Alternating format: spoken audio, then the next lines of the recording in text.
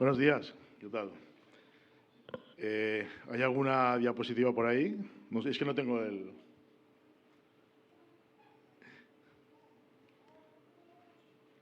¿Lo paso? ¿Lo pasáis vosotros?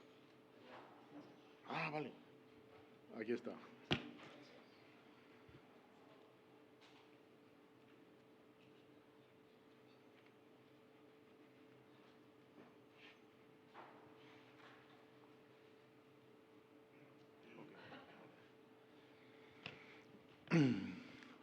Encuentros con Jesús. Un hombre en Cafarnaún es bajado, un hombre paralítico es bajado desde el techo de una vivienda, de una casa, arrebatada a tope de gente, pero en la cual está predicando el maestro, el gran maestro que es Jesús. Es bajado y al llegar al suelo, Jesús lo tiene prácticamente a los pies y dice, tus pecados te son perdonados. Los que están ahí, los fariseos, los principales, dicen, ¿quién es este? ¿Quién es este que, o cómo se atreve a perdonar pecados, verdad?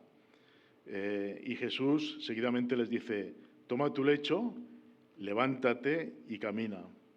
No solamente sus pecados son perdonados, sino que aquel paralítico de Capernaum sale caminando por la puerta. Hijo de David, ten misericordia de mí. Cuando Jesús caminaba por aquellos caminos con los apóstoles, con sus discípulos, estaba atiborrado de gente, todos se querían acercar, ¿no?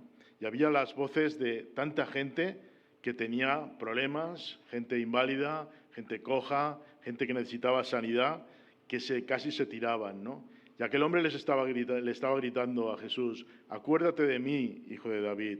Y el Señor se paró, Jesús se paró y le sanó, y le sanó. Después, aquellos mismos principales le preguntaban, bueno, ¿qué habrá hecho este hombre para estar así? ¿Es que era ciego de nacimiento? ¿Es que pecó él o pecó sus padres? La respuesta fue, yo solo sé una cosa, antes era ciego y ahora veo, ¿no? El hombre también de la mano seca, aquel hombre que no podía mover su mano, ¿no? También Jesús lo sanó, lo salvó. Tantas personas, tantas gente que estaba por allí con necesidades, paralíticos, personas endemoniadas, personas que tenían el diablo, que se tiraban al fuego, que se tiraban por precipicios. Jesús les salvaba, Jesús les quitaba esos demonios, ¿no? Aquellos leprosos, 10 hombres que habían sido sanados por Jesús de esa terrible enfermedad, una enfermedad que te separaba totalmente del mundo, te separaba de las personas, ¿no? Ya vemos en el Antiguo Testamento que los leprosos eran separados, tenían que estar en ciudades, en sitios especiales, ¿no? Y de ellos solo vuelve uno. Jesús pregunta, ¿dónde están los demás? Y no lo sabemos. Y el que vuelve precisamente es samaritano, ¿no? No es precisamente lo mejor de la sociedad, pero ese sí que volvió. Aquella mujer que cuando vio a Jesús entre las multitudes pensó, si solo pudiese tocarle el manto, quizás sería salva, ¿no? Quizás sería sana, ¿no? Aquella mujer que le había gastado todo en médicos por sus hemorragias, ¿no? Aquella mujer tocó al Señor y sanó y salvó. Y Jesús dijo, algo ha salido de mí, este poder ha salido de mí. Aquel principal también, Jairo, que tenía una hija, una chica de 12 años, que se estaba muriendo. De hecho, se murió en el proceso de allí que estaba Jesús. Y Jesús le dijo, no temas, porque tu hija solo duerme. Y Jesús fue y resucitó a aquella chica, ¿no? Tantos encuentros, tantas sanaciones, tantas veces que Jesús una y otra vez iba demostrando su poder, el poder de Dios, del Dios hecho hombre, ¿no? Y bueno, y por ejemplo Lázaro, ¿no? Aquel amigo de Jesús y de María, que estaba muy enfermo y que también muere, y que María le dice, Señor, si hubieras estado antes, quizás Lázaro hubiese vivido, mi hermano, ¿no? Y dice, no te he dicho, María, que si crees verás cosas grandes, ¿no? Vemos como Jesús se acerca a aquel a la tumba y llama a Lázaro, Lázaro sal y vive, ¿no? Y Lázaro vivió. Otros como Zaqueo quizás no tenían ninguna enfermedad, no tenían ningún problema, pero su problema era más bien moral, ¿no? Pues su problema era interno, ¿no? Un hombre, un publicano que robaba porque cobraba impuestos, pero que abusaba de esto, ¿no? Y tenía al pueblo realmente atenazado, ¿no? Se subió a aquel sicomoro, a aquel árbol, y esperó a que Jesús pasara por allí, y Jesús le dijo: Zaqueo, baja, ven, hoy tengo que morar en tu casa. La vida de aquel hombre cambió tanto que devolvió mucho más de lo que había robado, ¿no? Son muchos casos, muchos encuentros con Jesús y muchos milagros. Dios obraba, salvaba y perdonaba los pecados. Y realmente, ¿cuándo encontraste tú a Jesús? ¿Cómo fue tu encuentro? ¿Cómo lo encontraste? ¿Cómo lo descubriste, ¿no? Si es que realmente has ido a su encuentro, ¿no? O Él ha ido a tu encuentro. No sé si hay alguien aquí que venga por primera vez o que lleva un tiempo, pero que realmente no ha tenido esa experiencia, no ha tenido ese encuentro con Jesús, ¿no? Queremos y nos gustaría que hoy pudiera ser el día que tú realmente tuvieses ese encuentro, ¿no? Hoy en día también tenemos sanidad también, y hay mucha gente que va a las iglesias para curarse de una minusvalía, para caminar porque a lo mejor no camina bien, o curar una enfermedad incurable, quizás un cáncer o otras cosas, ¿no? Muchas veces, pues bueno, eso queda en decepción, ¿no? Pero realmente Jesús no decepcionó a nadie. Jesús curó a todo el mundo, y los ciegos vieron para siempre, y los paralíticos caminaron, y los que resucitaron siguieron viviendo hasta el final de sus días, ¿no? A mí me gustaría hoy contaros una historia de un hombre que no tenía ningún problema de salud, no fue a Jesús porque realmente tenía alguna necesidad física, sino por algo muy especial. De hecho, es la persona que le hace la pregunta más importante a Jesús en todos los evangelios, ¿no? Bueno, me refiero al joven rico, ¿no? Como sabéis, un pasaje que es muy habitual, lo narran todos los sinópticos.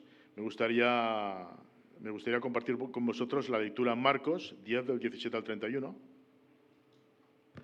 No sé si me parece que no se ve. ¿Lo veis? Bueno, yo no lo veo, pero...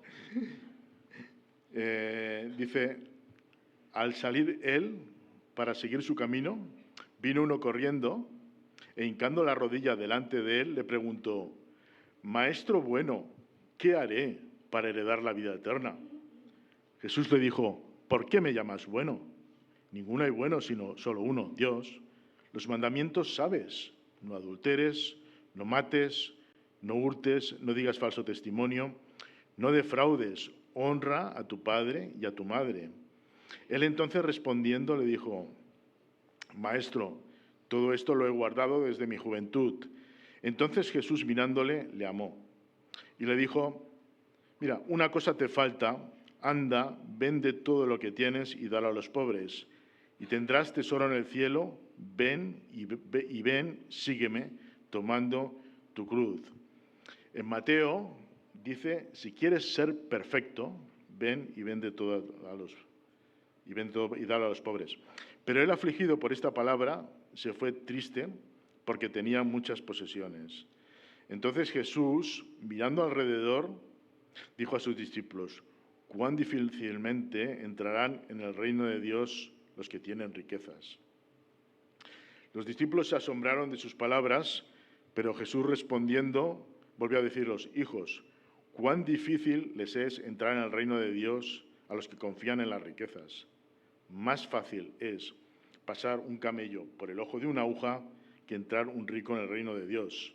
Ellos se asombraban aún más, diciendo entre sí: ¿quién podrá pues ser salvo? Entonces Jesús, mirándolos, dijo: para los hombres es imposible, mas para Dios no, porque todas las cosas son posibles para Dios. Entonces Pedro comenzó a decirle: he aquí, nosotros lo hemos dejado todo y te hemos seguido.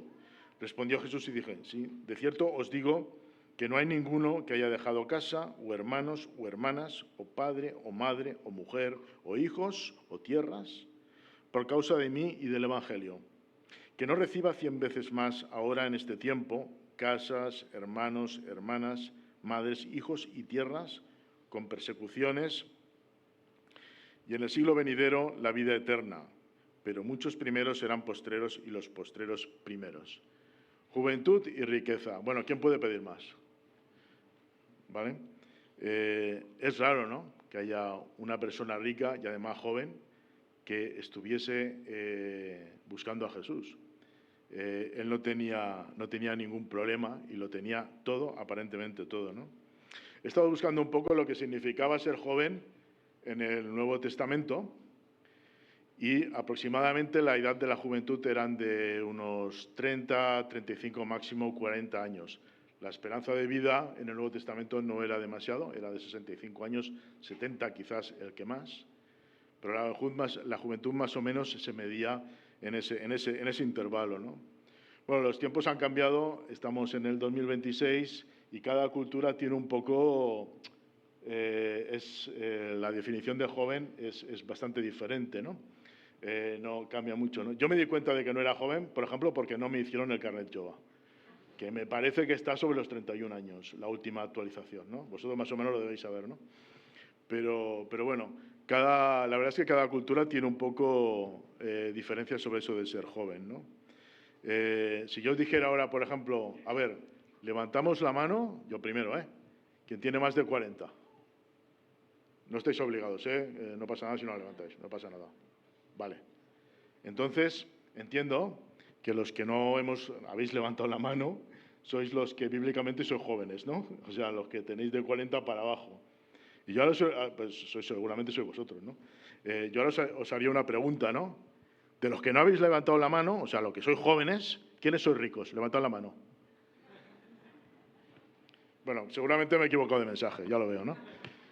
La verdad es que hay gente joven, pero hay poca gente rica, ¿verdad? En la época bíblica había muchos pobres. La gran mayoría, en la época del Imperio Romano, eran esclavos, hasta un 30 y un 40%. Y claro, los esclavos realmente no tienen nada, lo único que tienen que hacer es trabajar. No tienen nada de ellos, ¿no? Si algún amo se compadecía con ellos y les daba algo, quizás podían comprar su libertad, pero fuera de esto eran realmente pobres, ¿no? Pero la verdad es que he mirado las cifras de hoy en día, del 2026, de nuestra época, lo que se entiende por riqueza y por pobreza, y realmente da miedo, es horrible, ¿no? Porque se cree que hay más de 800 o casi 1.000 millones de personas que son realmente pobres, o sea, es lo que se llama la miseria, ¿no? Naciones Unidas hace como una distinción, hace como una serie de clases de lo que es la pobreza y la riqueza, y ellos lo dividen en 5 estadios, en 5 clases, ¿no? De la miseria a la pobreza, y esto es realmente la pobreza absoluta, ¿no? Según Naciones Unidas es tener menos de 5 euros, 5 dólares al día, imaginaos, nada, ¿no? De la pobreza absoluta a la dignidad, y esto muy entre comillas, porque ¿qué es la dignidad, no? Quizás poder comer, tener un techo.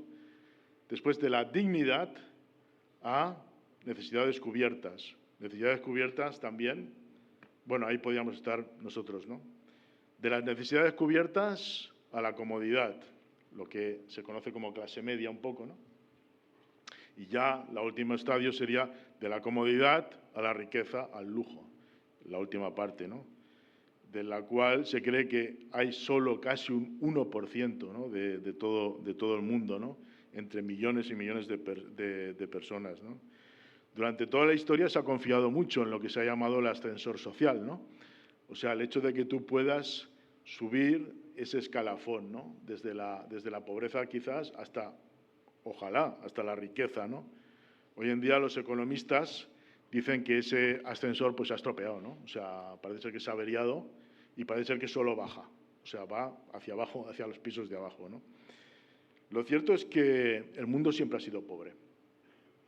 Desde el primer siglo hasta hoy en día, la mayoría de gente, muchísima gente, es pobre. Si le quitáramos todo a aquel joven rico, sería pobre como el que más, ¿no? Sería ese porcentaje, ese 99,9% de gente pobre, ¿no? Sin embargo, este joven, que también en Mateo dice que es un principal, una persona importante, pues le daba importancia, como os explicaré, ¿no?, al tema de las riquezas. Dice que él fue corriendo y le preguntó, y le hizo una pregunta, incluso se arrodilló, y le hace una pregunta que es clave, ¿no? ¿Qué haré para heredar la vida eterna? Yo no sé si alguna vez tú has hecho esa pregunta a alguien, porque es la pregunta más importante que puedas hacer en tu vida. Yo no conozco a mucha gente que se la haya hecho. La gente se pregunta muchas cosas en la vida. Se pregunta qué haré, qué estudiaré, qué sueldo tendré, qué posición tendré, etcétera, etcétera. Pero, ¿qué pasará con mi vida después de la muerte, ¿no? Después de esta vida, ¿no? Sin embargo, aquel hombre pues hacía esa pregunta. ¿Por qué se la hacía? Bueno, quizás porque era muy rico, ¿no? Y claro, si eres tan rico, morirte es un palo, porque ya no puedes disfrutar de las riquezas, ¿no? Pero hay algo muy importante. Antes de que Jesús le vaya respondiendo, hay otra pregunta que le hace Jesús. Dice, ¿por qué me llamas bueno? Bueno, solo hay Dios. Y la pregunta también es vital, la que le hace Jesús, ¿no? Ese joven rico, pues era un chico, era un joven, no sabemos si es sobre 40 o algo así, que seguramente había tenido una buena educación por su posición social y seguramente porque el hecho de ser judío ya lo hacía que de alguna manera desde bien temprano fuese a la sinagoga, aprendiese la ley, la Torá, los 10 mandamientos y todo lo que son las enseñanzas del Antiguo Testamento, ¿no? Seguramente él lo sabía, ¿no? De hecho, a la pregunta de ¿qué haré para heredar la vida eterna?, Jesús le dice, bueno, ya lo sabes, ¿no? Ya lo sabes. Los mandamientos sabes. No adulteres, no mates, no hurtes, no digas falso testimonio, no defraudes, honra a tu padre y a tu madre. Y él le responde, sí, Señor, yo todo esto lo he hecho. Claro, nosotros nos preguntamos, ¿sí? ¿De verdad lo has hecho todo esto? ¿De verdad realmente has cumplido al 100% estos mandamientos? Es curioso que Jesús no le cita todos los mandamientos, todos los 10, ni el mandamiento que después él da, ¿no? El mandamiento base de todos los demás, ¿no? Ama al prójimo como a ti mismo, ¿no? Sino que le dice unos mandamientos que son más bien relacionados con el prójimo, con la sociedad, con los que están a él, con los que están al lado, ¿no? Sabéis que siempre hemos clasificado los mandamientos con aquellos que son referidos a nuestro prójimo, a los que están a nuestro alrededor, y aquellos que están referidos a Dios, ¿no? La verdad es que Jesús se refiere más a estos mandamientos. Y la verdad es que para una persona religiosa, para una persona que se había formado con el judaísmo desde el principio y desde tan joven, quizás era posible, y dentro de la mentalidad de un judío, era posible quizás cumplir estos mandamientos. Pero lo era desde un punto de vista muy, muy legalista, ¿no? Seguro que en pensamiento alguno había fallado. Pero él quizás como judío legalista pues pensaba, bueno, esto lo he hecho, ¿no? Hay algo que nos hace ver aquí, hay algo muy importante. Primero, en el tema del maestro bueno, ¿no?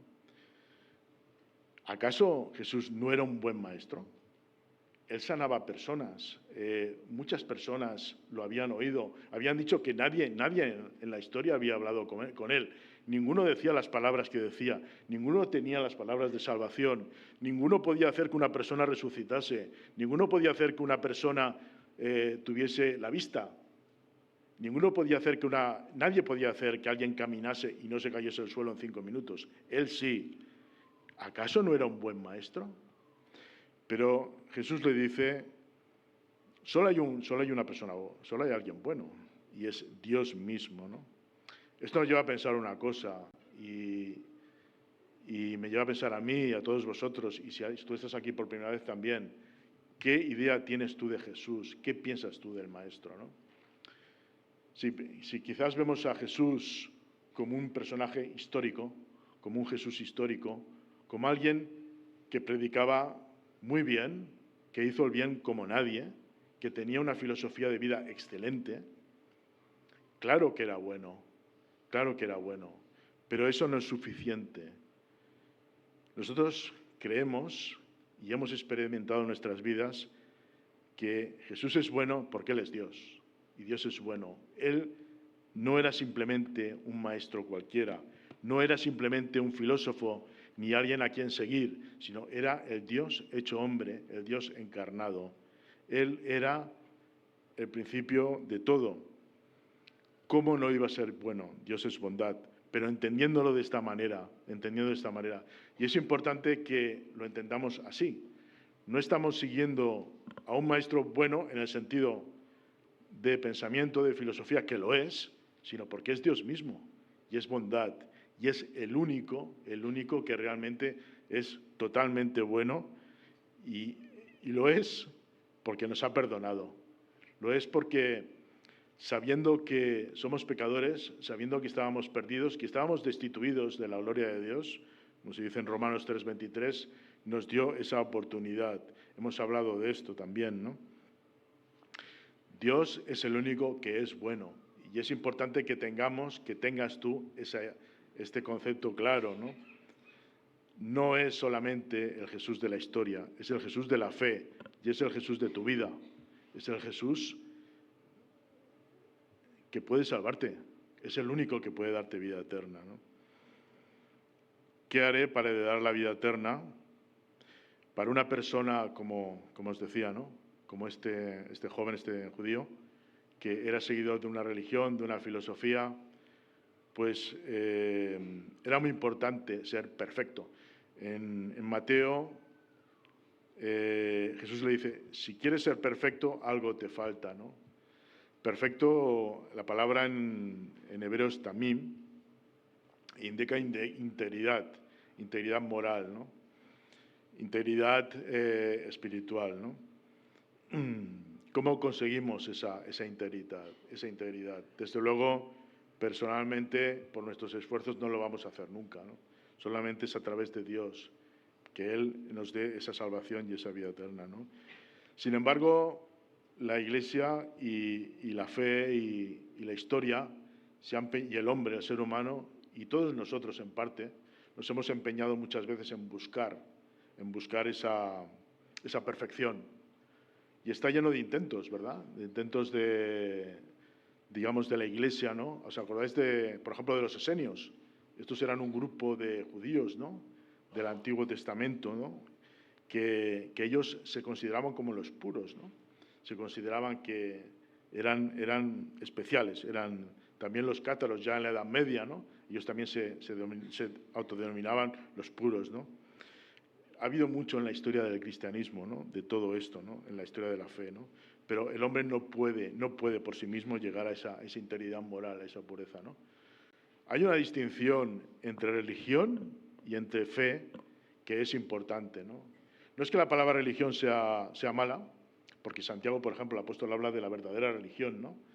Sino hay una acepción de la palabra que no es buena, ¿no? Si vamos muy atrás, ¿no? Y nos vamos al Génesis, al capítulo 4, os acordaréis de aquellos dos hermanos, Caín y Abel, ¿verdad? Fue una historia bastante fea, porque uno mata al otro. Es el primer homicidio, y homicidio entre hermanos, es el fratricidio, ¿no? El hermanicidio, digamos. La palabra nos dice en Génesis que eran dos hermanos que ofrecían alabanza a Dios, que ofrecían sacrificio a Dios. Caín era agricultor, Abel era ganadero, trabajaba con ganado. Caín ofrecía ofrenda de agricultor y Abel ofrecía ganado, pero Abel ofrecía lo mejor que tenía. Él seleccionaba, mucho antes del sacrificio levítico, él se sacrificaba y seleccionaba las mejores piezas de ganado que tenía, porque creía que Dios era lo mejor que tenía, y todo tenía que ser lo mejor para Dios, ¿no? Sin embargo, Caín era bastante diferente. Caín era un hombre tendiente al mal, dice la Biblia. Era alguien que, bueno, que ofrecía, pero un poco para pasar el expediente, ¿no? Y a mí me hace preguntar, a veces yo me pregunto, ¿qué tipo de ofrenda podemos estar dando a Dios, ¿no? ¿Es una ofrenda para pasar el expediente o es una ofrenda para agradar a Dios, ¿no? Tiene que ver más. Dios dice que en el Génesis que la ofrenda de Caín no la aceptó y la de Abel sí, ¿no? Eso acrecentó la rabia de Caín todavía más, ¿no? Pero Caín vivía de una forma, en una integridad moral, totalmente en el pecado, ¿no? Por eso no agradó a Dios, ¿no? Porque esa ofrenda realmente no servía, no reflejaba realmente la pureza de un corazón que buscaba a Dios, sino un corazón pues que permanecía en el pecado, ¿no? Abel, sin embargo, dice que él era un hombre que tenía integridad, seguía a Dios, ¿no? Y sí que Dios aceptó su oferta, ¿no? Su ofrenda. En la historia de Israel vemos que muchas veces el pueblo se empeña en seguir ofreciendo sacrificios a Dios, pero realmente su comportamiento, su fe, su integridad se ha caído. Es un pueblo que está desobedeciendo a Dios. Sigue el sacrificio levítico, pero no está a la altura. Dios no lo va a aceptar, ¿no? Eso para nosotros tiene que ser una enseñanza, ¿no? ¿Qué tipo de, como os decía, qué tipo de sacrificio le estamos dando a Dios, ¿no? ¿Está reflejando realmente nuestra vida o realmente es algo que hacemos un poco para cumplir? La religión no deja de ser el esfuerzo humano de buscar a Dios, pero sin Dios mismo, o sea, sin tener en cuenta, ¿no? Caín, desde luego, no solamente no ofreció lo que era bueno para Dios, lo que era aceptable, sino que además infringió también la forma de hacerlo. Él mismo crea una religión, crea una forma de llegar a Dios que no es la forma que tiene que ser, ¿no? ¿Cómo tenemos que adorar a Dios, no? Dios nos lo dice en espíritu y en verdad. Ha de ser algo que esté en nosotros, en nuestra integridad, ¿no? Siguiendo con el joven, ¿no? Con el joven rico, ¿no? Una cosa te falta, anda, vende todo lo que tienes y dalo a los pobres, y tendrás tesoro en el cielo, y ven y sígueme, tomando tu cruz, ¿no? Bueno, yo no he sido rico ni creo que lo vaya a ser, o sea que, pero me da la sensación de que en nosotros a veces hay bastante egoísmo, ¿no? A veces pues no estamos dando, y no solamente lo digo a nivel material, a nivel económico, sino a nivel personal. A veces no estamos dando lo que realmente deberíamos de dar, ¿no? Pero aquel rico sí que tenía un problema grande porque tenía muchas posesiones y dijo que se afligió por esta palabra y se fue triste. Él mismo se fue. Es un hombre que llega corriendo y se arrodilla y llega con muchísimas expectativas, ¿no? Yo a veces pienso que los discípulos que estaban ahí decían, bueno, ahora sí que vamos a tener a alguien bueno en el grupo, ¿no? Alguien que tiene dinero de verdad, ¿no? No como nosotros que somos currantes, ¿no? Pero esas expectativas se rompieron, ¿no? Porque él se fue, ¿no? Vemos que Jesús les dice, cuán difícilmente entrará en el reino de Dios los que tienen riquezas. Aún así, Jesús le amó. Y a mí esto me ha impresionado mucho, ¿no? Porque muchas veces damos la espalda a Dios, ¿verdad? Y yo, por ejemplo, vengo de una familia cristiana, estuve en la iglesia desde pequeño, escuché muchísimas veces la palabra y como aquel joven rico, sin ser rico desde luego, como aquel joven rico, pues me fui pasando de lo que había escuchado, ¿no? Pero entendí que aún así Jesús me amaba. Aún con ese rechazo, Jesús seguía dándome una oportunidad, ¿no? Yo no sé si has escuchado mucho tiempo la palabra, si la has escuchado de alguien que está aquí, de un amigo, de un hermano de la fe, no sé, y es la primera vez que estás, pero lo que queremos decirte es que Jesús realmente te ama. Quizás no has prestado atención, quizás no has tenido interés, pero Dios te sigue buscando. Eso sí, hay una paciencia también. Dios tiene un tiempo en el que cierra la puerta. No podemos estar siempre escapando de la palabra de Dios, ¿no? Ahora es el momento que puedes seguir a Cristo, ¿no? Los discípulos dicen que se asombraron de sus palabras y Jesús les dijo: ¿cuán difícil es entrar en el reino de Dios a los que confían en las riquezas? Más fácil es pasar un camello por el ojo de una aguja que entrar un rico en el cielo de Dios. Es evidente que esto es imposible, ¿no? Es una hipérbole. Los maestros, los rabís de la época de Jesús utilizaban este recurso muchas veces. El hecho era una exageración para que ellos pudieran aprender, ¿no? Hay una historia que se cuenta, ¿no? Los historiadores bíblicos dicen que quizás no es muy real, pero puede ser interesante para explicar este concepto, que es el de la puerta de la aguja. Es esa puerta que había en las murallas, en algunas murallas medievales hoy en día se puede ver. Parece ser que los arqueólogos en Jerusalén no la han encontrado tal, pero va bien por el concepto que tiene, porque esa puerta era una puerta que apenas pasaba un hombre, una persona, y siempre estaba abierta. En las murallas, cuando llegaba la noche, se bajaban todas las puertas para que no entrase nadie que no fuera deseable, y se dejaban unas puertas pequeñas, que eran estas, las puertas de la aguja, para que pasaran los caminantes, las personas que se habían olvidado de ese toque de queda, quizás comerciantes, y entraban por allí. Raramente podía entrar algo más que una persona. Podía entrar quizás un camello arrodillado, sin carga, sin bultos, pero desde luego no podía ser un gran dromedario, tenía que ser un camello pequeño, ¿no? Incluso si pasaba un hombre, tenía que despojarse de todos sus bultos para poder pasar, ¿no? Y yo pienso que la comparación es muy buena, ¿no? Porque Jesús les está diciendo: mira, si no te despojas de toda esta carga que llegas, en tu caso son riquezas materiales, realmente va a ser muy difícil que pases al reino de los cielos, que entras, ¿no? Nosotros a lo mejor no tenemos riquezas, ni siquiera somos jóvenes, ¿no? ¿Verdad que muchos no hemos visto que ya no estamos en el ideal del Nuevo Testamento? Pero lo que sí que es cierto es que tenemos cargas, ¿no? ¿Quién de nosotros quizás tiene muchas cosas en su vida, un bagaje, ¿no? Pensamientos, filosofías, formas de ser, cosas que no son como Dios querría que fuesen, ¿no?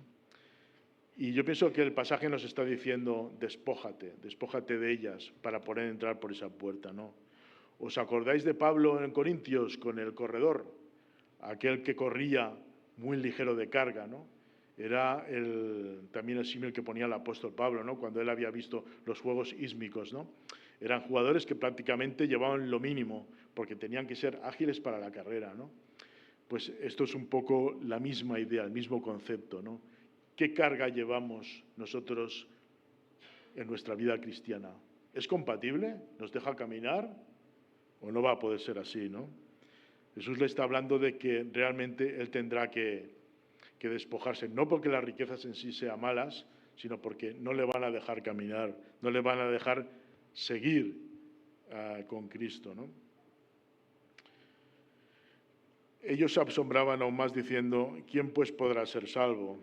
Entonces Jesús dijo: para los hombres es imposible, mas para Dios no, porque todas las cosas son posibles para Dios, ¿no?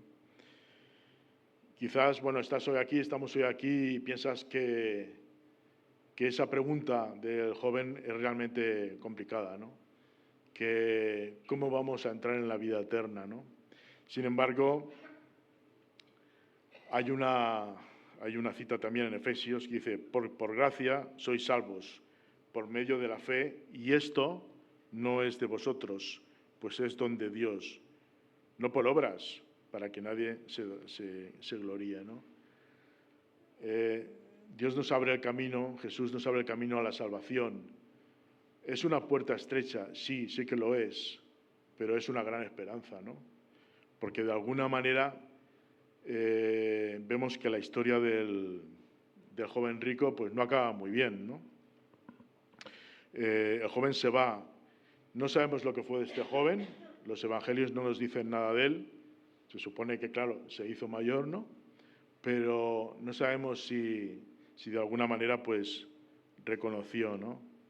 Pero este final incierto no puede ser tu final. No tiene por qué ser tu final o no tiene por qué ser nuestro final de la historia, ¿no? Nosotros podemos rectificar. Primeramente, reconocer que Jesús es Dios, que es nuestro Salvador, que Él es el único que es bueno, que es perfecto, y que aquel joven rico no lo sabía, pero quien tenía delante, en poco tiempo, en pocos años, iba a subir a una cruz. No era un maestro, un filósofo, no era un pensador, sino que era el Dios hecho hombre que va a estar en la cruz, que va realmente a pagar los pecados de todos nosotros. Él iba a pasar por esa puerta, ¿no?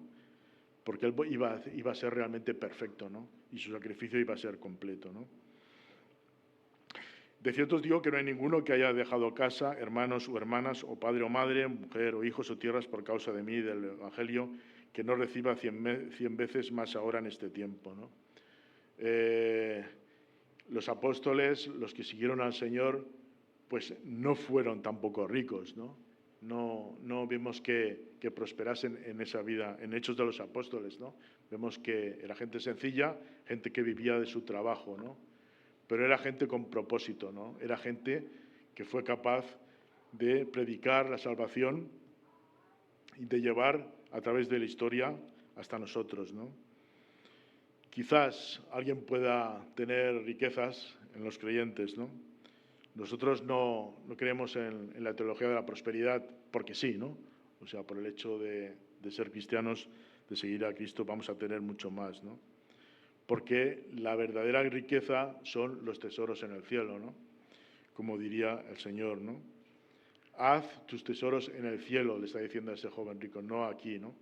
Vemos que en otros textos habla de que esos tesoros terrenales se pudren, se fallan y al fin y al cabo no pasan de este mundo, ¿no? Sino que invierte en la salvación, invierte en sigue a Cristo, ¿no? Ves con Él y vive con Él, ¿no? También tuvieron persecuciones, eso es cierto, y muchas, ¿no? Y sigue habiendo persecuciones, ¿no? Pero hay una meta que es innegable, que es la vida eterna, ¿no? Tenemos el gozo, tenemos la seguridad, tenemos el gran regalo de la vida eterna, ¿no? Porque un día dijimos que sí al Señor, ¿no? Un día dijimos que lo íbamos a seguir, que nos íbamos a comprometer, que íbamos a despojarnos de todas estas cosas que nos impiden caminar, que nos impiden ir con Él, ¿no? Vamos a cumplir con esto, ¿no? Con lo que le dijimos al Señor un día, ¿no? Y si tú realmente hoy no has tenido ese encuentro con Jesús, no has tenido todavía esta realidad en tu vida, te invitamos a que lo puedas tener, a que reflexiones. El final de ese joven rico no tiene por qué ser tu final, ¿no? Realmente Jesús te ama y quiere que tengas esa esperanza, ¿no?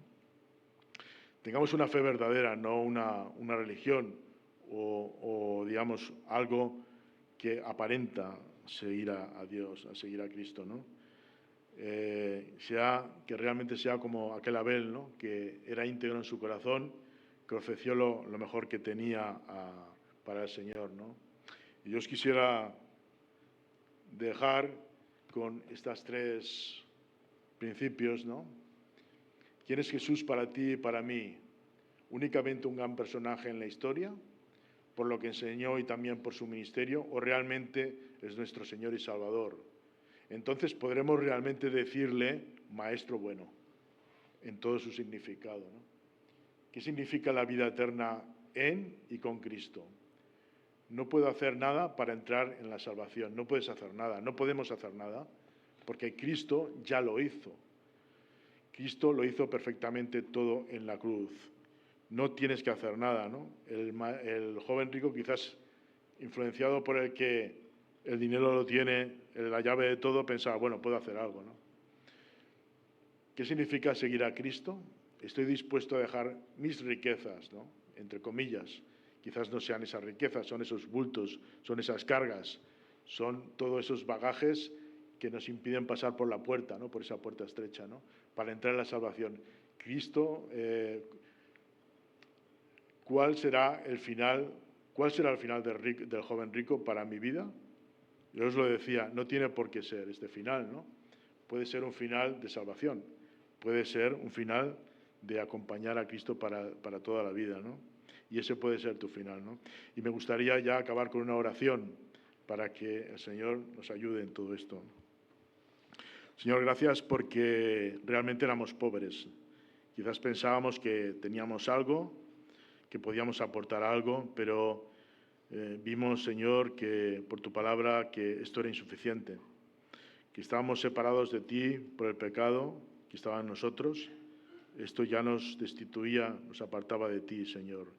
Y realmente éramos pobres porque estos tesoros se quedaban aquí y no teníamos nada, no teníamos esperanza en los cielos, Señor. Gracias porque nos diste la posibilidad de entrar por esta puerta. Para nosotros, Señor, era imposible, pero tú lo hiciste posible a través de la cruz. Pues también es la gran puerta, Señor, que tú nos diste, Señor. Ayúdanos a mantener ese camino contigo.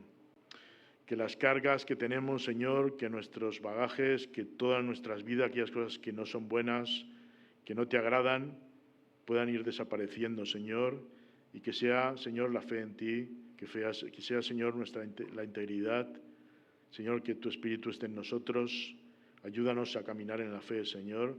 Ayúdanos a seguir este camino, Señor.